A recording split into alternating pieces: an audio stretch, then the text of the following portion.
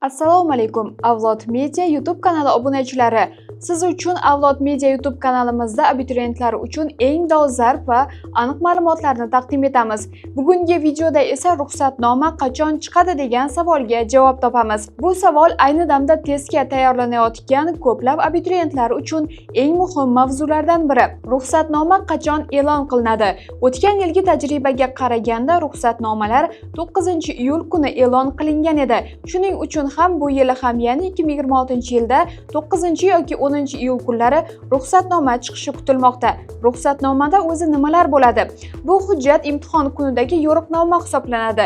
Unda quyidagilar yoziladi. Birinchi, test joyi, ya'ni siz test topshiradigan manzil, kirish vaqti, hudud nomi yoziladi. Ikkinchisi, ta'lim ma'lumotlari, tanlangan ta'lim shakli, ta'lim tili kabi ma'lumotlar bo'ladi. Ruxsatnoma qayerdan olinadi?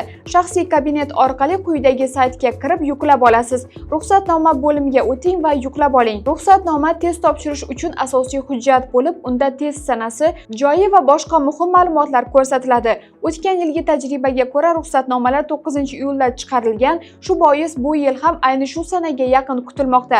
Abituriyentlar myuzbmb.uz sayti orqali ruxsatnomani o'z vaqtida yuklab olishlari zarur. Shunday ekan, ehtimoliy sana 9-iyulga to'g'ri kelmoqda. Bizni kuzatishda davom eting. Agar bu ma'lumot siz uchun foydali bo'lgan bo'lsa, videoga like bosing, kanalga obuna bo'ling, yaqinlaringiz bilan ulashing. Izohlar bo'limida savollaringizni yozib qoldirishingiz mumkin. Biz albatta javob beramiz.